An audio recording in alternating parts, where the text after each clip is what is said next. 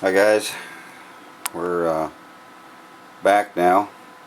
This is a video to answer a couple questions on the last video. One question we'll start out with. This may end up being a two-part video. I don't know how long this is going to last, depending on how fast I can get through these. But one was dealing with well, talking more or less about the circuit itself, and two things. One was, why is L here out of phase with the grid, and then how does L1 put it back into phase? Well, the first part of the question boils down to an oscillator is nothing but an amplifier, and with an amplifier, as the grid becomes more positive, then current starts flowing more and more through the tube. Remember, if you make the grid too negative, it stops the current. So what the grid's actually doing, the voltage on the grid, is controlling the amount of current going through the tube. So as the grid becomes more positive, going to a positive means here, going up like this, then my IB current will also go positive.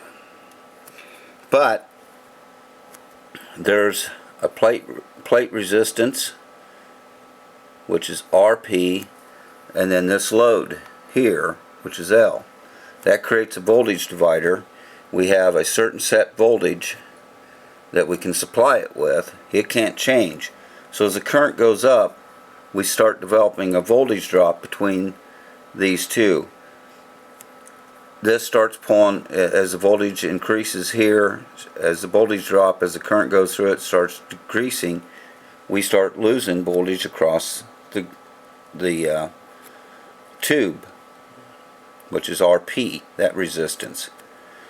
So as the current goes up, RP will actually go down.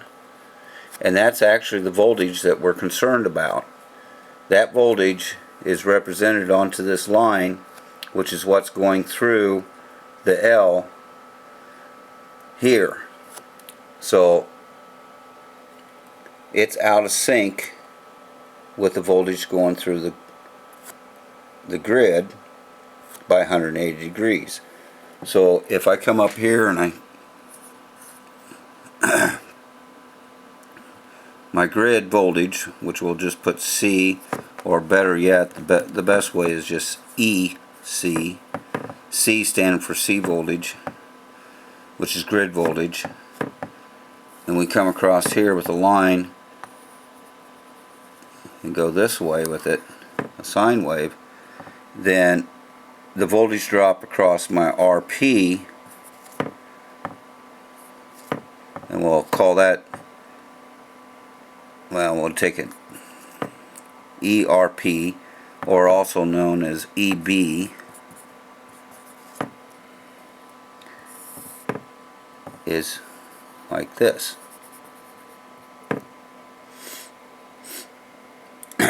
IB, which can be drawn like this, we'll put it like this, is in sync. But it creates a voltage drop across the plate, which puts it out of sync. So there's your first 180 degree out of phase. Your second deal is from here to here. So as the voltage starts changing on L, it builds a magnetic field out, like I said in the last video. Now, if you remember, I talked about the right hand and left hand rules. Basically, I'm going to see if I can get I got this thing on a little tripod, so I'm going to see if I can set this up. And set it up here so that you're kind of shot off in the distance here, but I I guess that works. Alright. First you have the right hand rule I talked about, which if I've got a piece of wire and I've got it hooked up to a battery and the voltage, let's say the current's flowing this direction, then I wrap my hands around, my right hand this way. My excuse me. My thumb is showing the direction that the current is flowing through the wire. If the current's going this way and your thumb is in line with that current, it shows the points to the direction of the current that you know is going through the line. Then your fingers wrap around, your fingers point the direction of the magnetic field. So it's going around this way. Alright? Now, if I had a magnet and I was moving the wire, I can induce the voltage into it, and I use what is known as the left hand rule. This here, my thumb, these are supposed to be at 90 degrees. I'm getting old, so I can't really do as good, but this is the direction of the wire, this is the direction of the flux, this will be the direction of the current that's induced. So if I got a magnet with the flux going this direction, the way you know which way flux is going, it goes from north to south. If the flux is going this way and I move that wire through that field in this direction, like this, then the voltage will go this way. The current will flow this direction. Now, if I bring out our nice little coil that I showed you earlier in our video, here's our tickler, and then this is your L1. So this is L and this is L1. L sits over top of L1. Now, if in accordance to the right hand rule, if current was going through this, looking at this end in a clockwise fashion, then if I wrap my hand around the coil, the magnetic field would go like this. So if I could reach in there and wrap my hand around, my thumb point in the direction of the current, which is going clockwise, then my fingers would show the direction of that magnetic field. Okay, that's with the right hand rule. So if the current's going this way, clockwise, then the magnetic field is coming this way, up around and wrapping around. Now, remember, clockwise current. Using the left hand rule, then we look at the coil again. Now, our direction of flux, and I'll have to rotate the coil, we already said the flux is going this way. So our direction of flux is this way. It's expanding out. Okay? Expanding out. It's moving out like this. So the direction is this way. It would be like the wire moving like this. That puts the current going around, following my finger here. This finger right here. So it'll be headed down on this side, headed up on this side, which ends up being counterclockwise in that coil.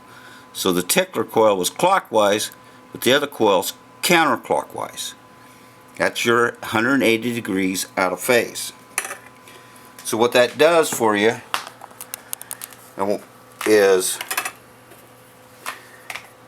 with the tube and the way a tube amplifier operates, with it changing, with it being 180 degrees, the tube voltage is 180 degrees out of phase.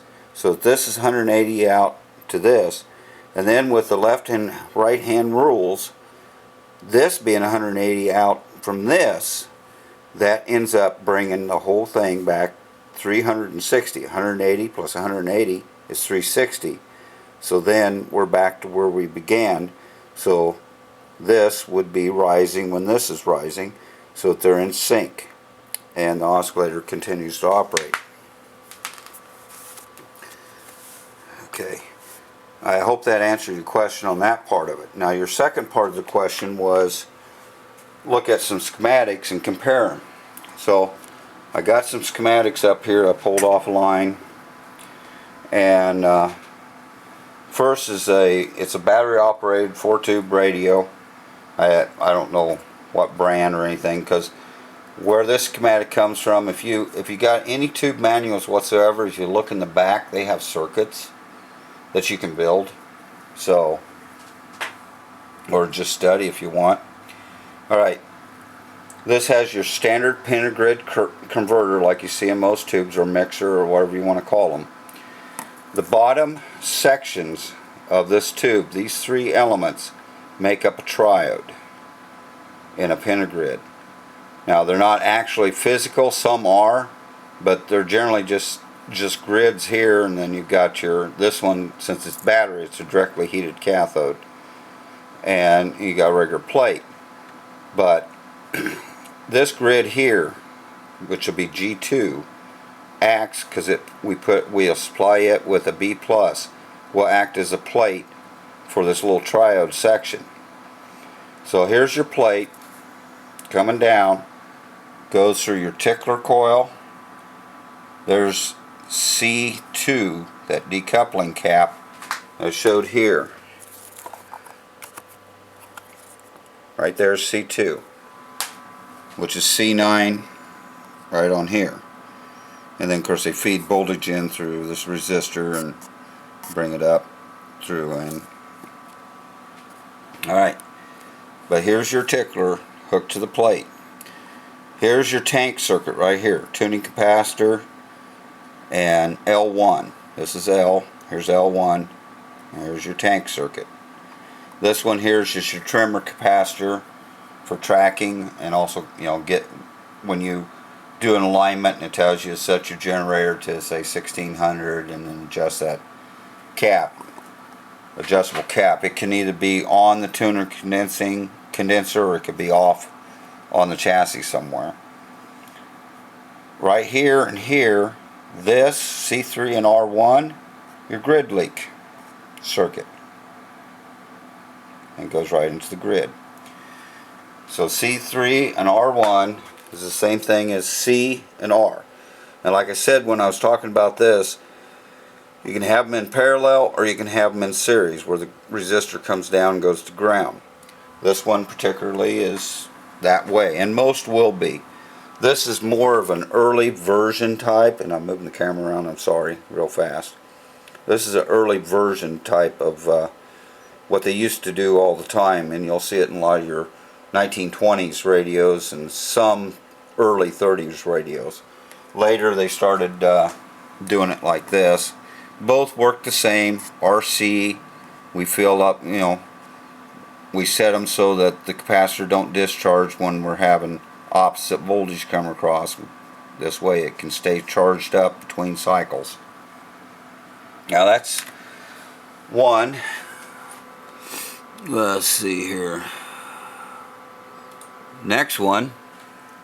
This one here is a Stromberg-Carlson.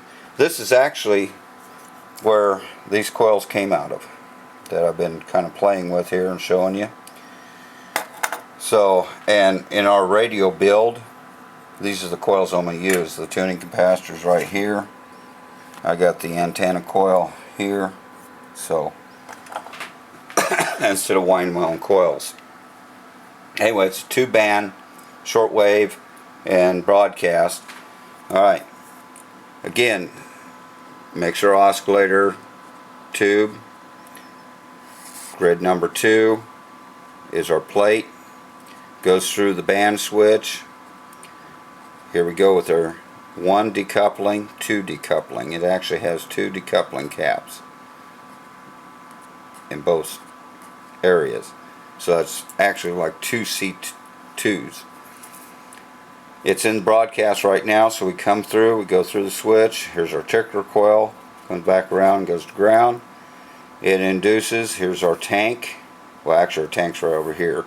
This is your adjusting condenser, your trimmer cap for high frequency. This actually has a low frequency one. That's the one, if you see in your alignment on some radios where it tells you now take it down to 600, set your generator to 600 or something like that, and rock the condenser as you adjust it. It's this guy that you're adjusting, if it has one. Otherwise, your standard oscillator adjustment's right here. Here's the tuning condenser right here. Makes up the tank circuit.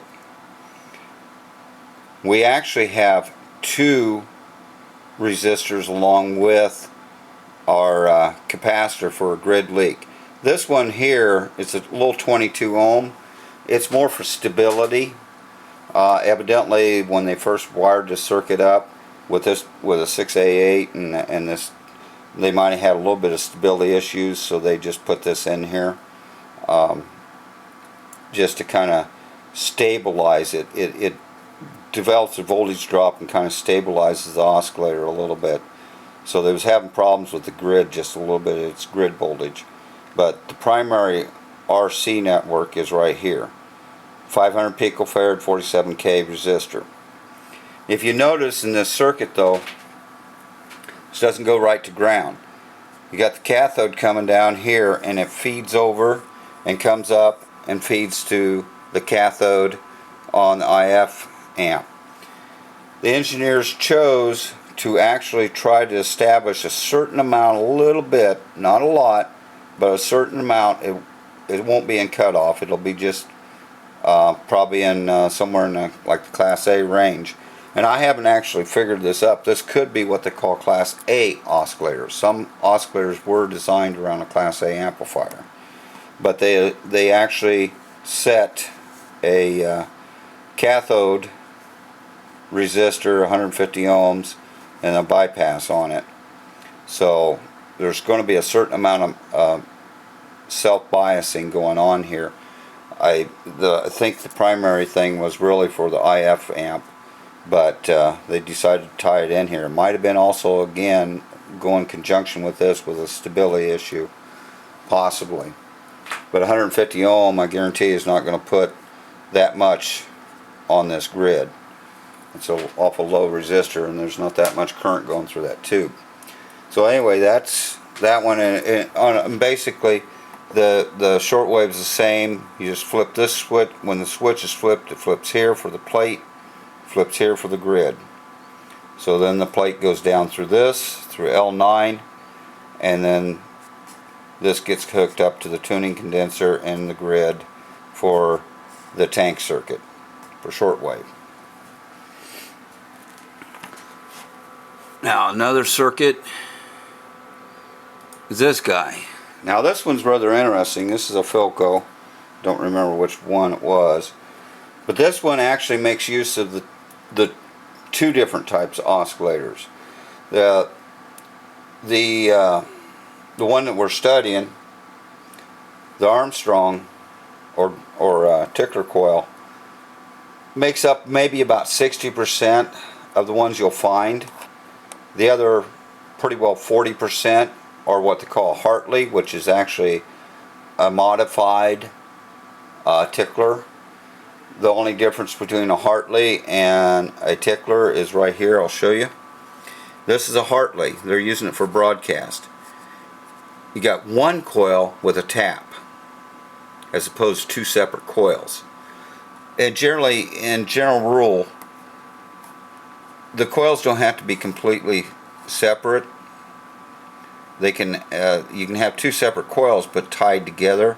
That's usually the way it's done with Ticklers or Armstrongs, because one end of this coil you can think of, you can work around so that the one end actually goes back to ground or back to return path, because it really is going through this capacitor back to the cathode. You can actually tie off your B plus over this way instead of having it right here. So here, and basically that is what this capacitor is doing right here, is actually one of the bypasses.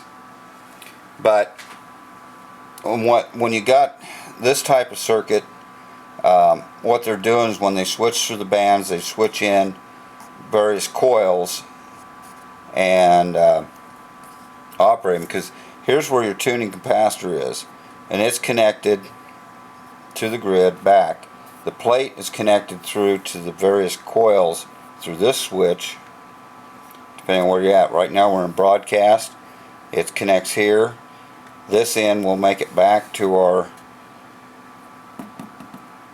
back here through this switch, coming down here and coming up, and then it goes through into the tuning condenser. We're actually operating 2 coils basically for broadcast, and that's nothing unusual. A lot of times what they'll do when they got a multi-band radio is they may go ahead and switch in several coils for the lower frequencies and start switching them out as they move up in the upper frequency. But the main points is this coil here, here's your basically what you could consider the tickler, and here's the total coil is actually the oscillator coil. Here's your tank right here, the tuning condenser. This coil and this coil will be connected in broadcast, and then when they go to other bands they'll start switching in the ticklers to the plate and using only these coils for their oscillator coils, and everything else has got several different adjustable capacitors. Now the grid leak is a 63,000, I think it's 68,000 ohm resistor and this 100 picofarad cap. There's your grid leak right here. So that's what's setting your bias up. Okay. And notice also on the tube, it's drawn a little differently. You actually show more of a plate than a grid. Alright, see, I think I've got one more. Yeah. Now here's one that's also on the tube manual. This one actually, the mixer's clear up here. This has actually got a separate oscillator. Now, the plate connects down through, decoupling cap here, C2. Here's your tickler. Comes back through. This is supposed to show an arrow on there. That's a trimmer cap. That's the cap that trims for your high frequency. You know, you set your generator 1600, and then they tell you just certain, you know, whatever cap it is, C1, C2, whatever, to you know, align the oscillator. Well, that's the alignment here. And it comes back to the cathode, which is common, which actually ties up here over to ground. Okay, this tickler induces into your tank circuit here. Tank circuit here, which then feeds here's your grid leak circuit back to the grid. And then it just pull off of the here, and that'll feed up to the mixer tube. So I hope that answers your questions on that. And this will be part 1. I'll go ahead and start editing this and then upload it. And once I get this off my memory card, then I'll do part 2, which is to answer the second question, which deals with graphs and how the graph that I showed in there, you know, how to read it and stuff. So I'll be back and be uploading. I'll be back shortly with part 2.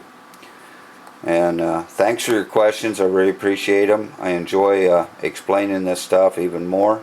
So if you have any more questions, just leave them in the comments and I'll make another video.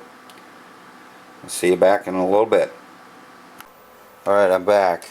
I was going to make this a 2-part video, but I think I can get through this quick enough. I'm just going to put the 2 together and make one long video, a little longer. The other question was on the graph that I originally drew on here. This basically was a graph that was I had done, and I may not get it fully everything put in here like I had before.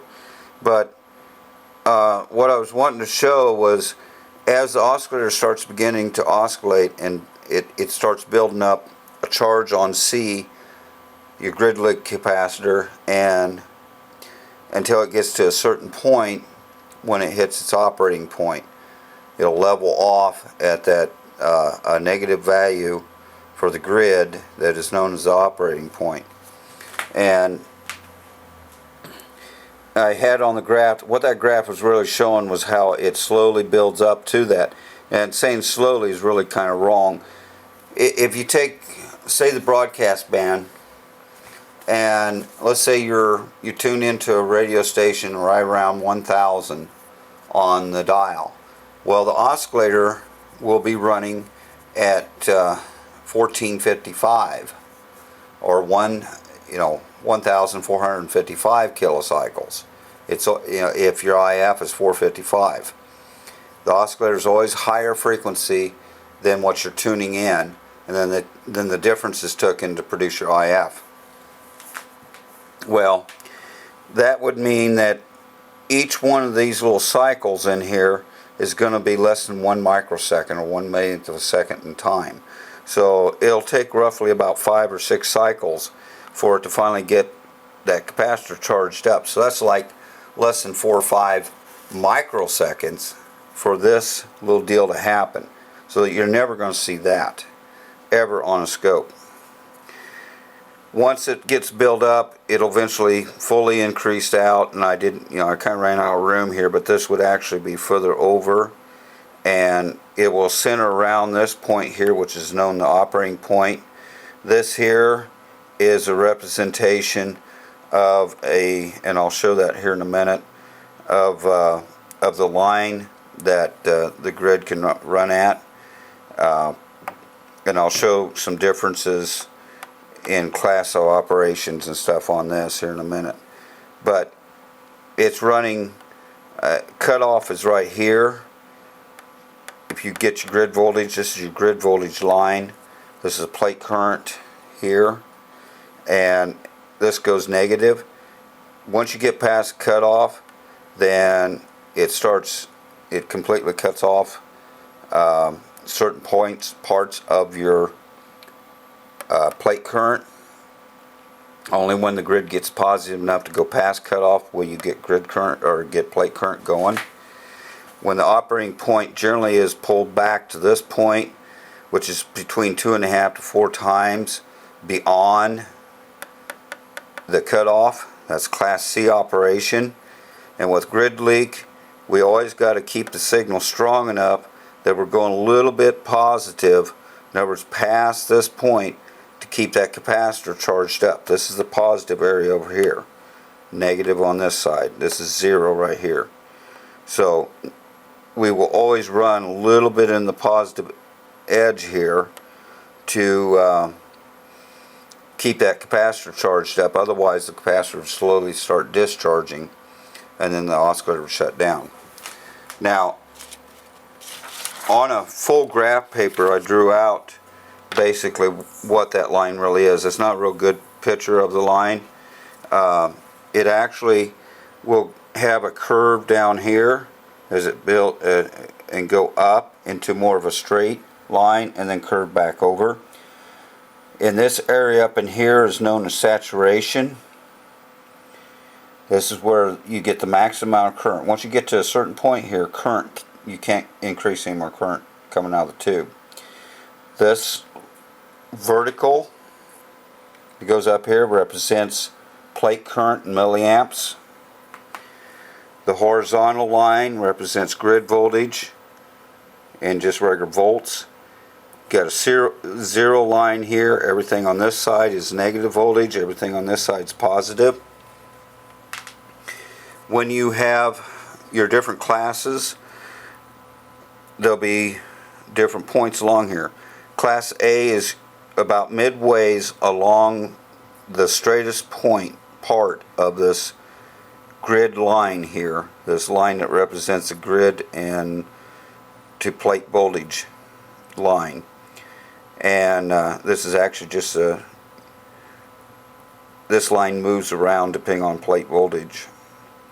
But in the straightest point along this line, the most linear, you pick about midway between cutoff and where it crosses over into the positive area, which would generally be about right here, would be Class A operation. In Class A operation, a signal coming in on the grid will give as perfectly even, both negative and positive going, wave on the current going out of the tube. So in other words, this sine wave here, a perfect world would be at Class A, would the peak here would equal the peak here from the 0 point, because that's what the signal going in. So this Class A gives the best representation. When you do Class B operation, you go right to cutoff. Then only the positive half, or the signal that's going positive, going less negative, will be shown up in your plate current coming out. So you'd only get like the top half of the wave that would be your plate current. There's various other ones. There's Class AB, where you would bias somewhere down about right in here. You're not right at cutoff, so you get part of the negative going on your output current. You get all your positive, and then just a cutoff of your part of your negative going. In Class C operation, in pure Class C operation, you can start off somewhere past cutoff, and the idea is to go far enough past that only just a certain amount, small amount of the positive going grid voltage actually creates a current output on the tube. And here's kind of a representation of it. I picked a cutoff point about a couple times past the cutoff voltage, right about here. So as the grid goes, once it gets past cutoff, then the tube can start conducting. Until then, all this on this side, nothing's happening up here. Only when it gets past this point right here does the tube start conducting. And that's how come you see a little bit of a line right here. It actually acts as pulses. And generally a lot of Class C amplifiers will go near almost to saturation, if not right up to saturation. Now in a standard Class C operation, you generally don't go past this point in the positive, but in oscillators you have to with grid leak, like I said, to keep the capacitor charged to it, that grid leak capacitor charged at all times. So when it goes over here, it recharges that capacitor, keeps it up to its full charge, so I can keep the operating point here. And its operating point may even be further over. Class C can run anywhere from about 1 or 2 times to 4 times this cutoff voltage over into the cutoff region.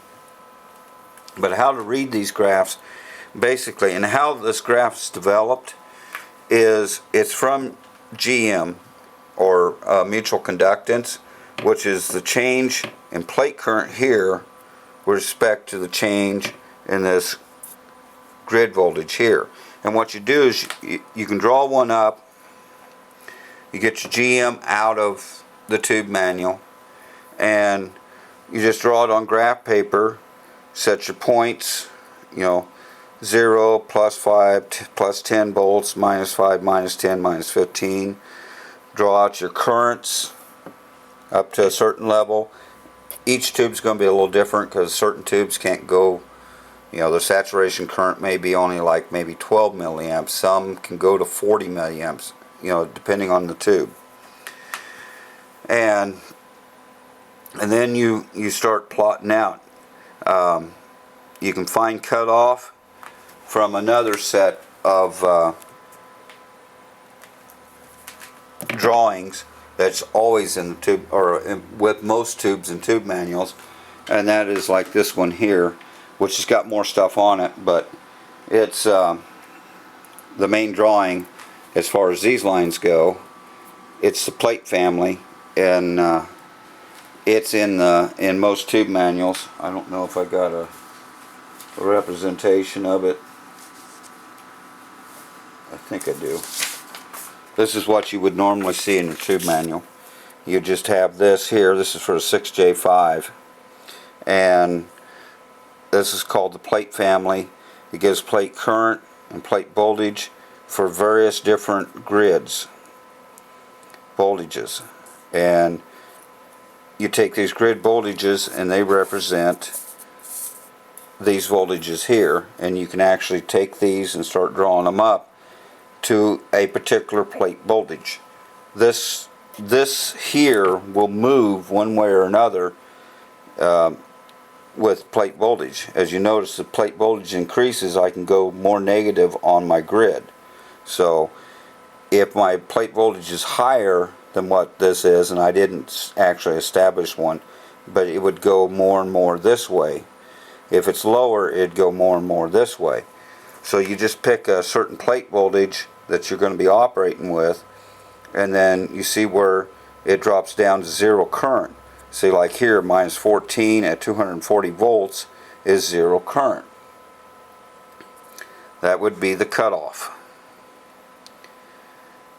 And you can go from there and start plotting out points by following that particular negative 14, or following a point, any one of the points here. You can go to negative 12 and see where it's at, negative 10, negative 8, negative 6, and so forth, and plot these points out, you know, for negative 5 and so forth, what the currents would be. One thing that you do with a graph like this is what they call establish your load line, which is your load resistor here, and it comes along here. It represents 60K, represents this line right here. Here they're using 480 volts maximum power supply voltage, and with a plate voltage of 144.